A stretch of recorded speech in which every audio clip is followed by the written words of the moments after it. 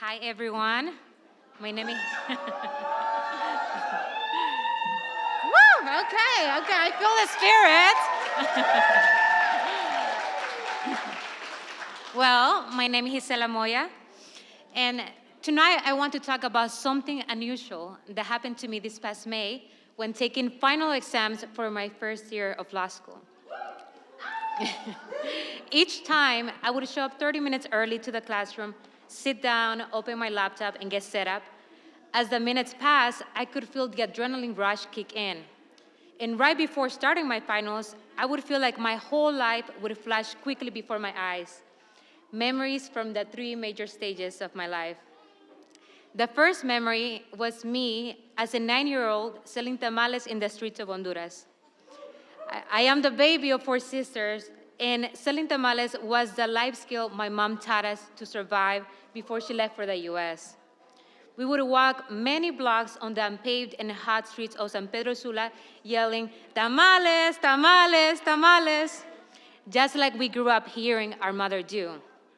As a child, I never dreamt of being any type of professional. I was just focused on surviving. The second memory that flashed before my eyes was my first day attending UC Berkeley. Go Bears! It was a whole new world. But prior to starting college, I lived in Ontario in a small 2-bedroom apartment with 7 other people. I didn't know how I would move 8 hours away or where to live as an undocumented person without DACA, but I figured it out. Being at UC Berkeley changed my life so much. It was also the first time that I had health insurance, and I took advantage of it. I went to therapy and worked through my childhood trauma. Surprise, surprise, family separation is not good for a child. It was also my first time getting a pair of glasses, which I desperately needed. And throughout this stage of my life, I was highly involved with immigration issues. It was all I talked about and all I worked around. The third memory was from the fall of 2018, when everything changed for me yet again. I did a semester in Washington, D.C., and lived 3 blocks away from the White House. While there, I was part of a think tank in Latin American division working on citizen security and immigration. And for those that remember, in the fall of 2018, there was a migrant caravan that started from Honduras, and it was a very politicized event. Thousands left Central America in pursuit of a better future. My brother-in-law came in that caravan, and I remember feeling overwhelmed reading the news for work every day. Everyone kept talking about us and debating whether we were worthy of coming to the US. I had an important realization then.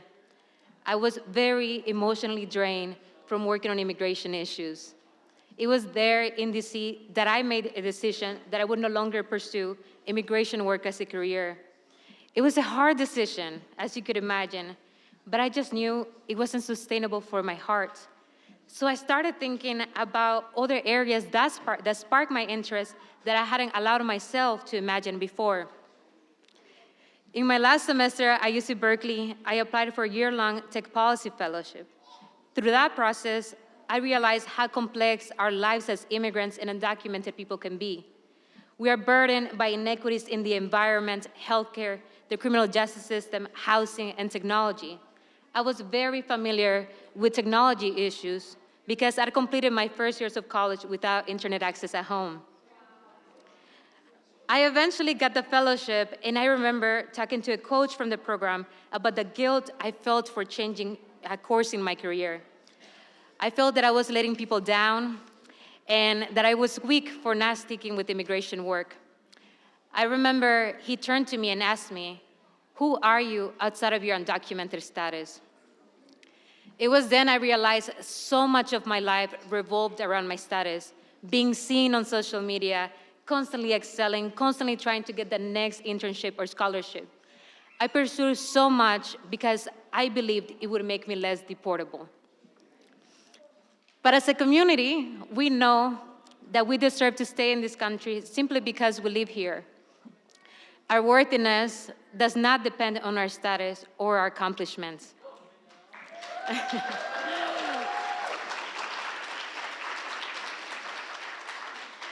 From that day on, I shifted how I see myself and where I place my worth. I no longer see myself as an undocumented person at the mercy of others. Instead, I see myself as capable of imagining and working towards my future as if there's no immigration reform in sight, in part because it feels like there isn't. Now, I'm thinking about questions like, how do I grow at the intersection of technology and law? Where's our voice, the immigrant voice, in that conversation? Although this new path is challenging, I'm happy because I chose it. Now let me bring it back to the present. I'm sitting in the exam room, mostly surrounded by people who come from lawyers, doctors, or money. We have only 3 hours to write as quickly as we can. I take a deep breath, place my fingers on the keys, and start typing. Attending law school on a full tuition scholarship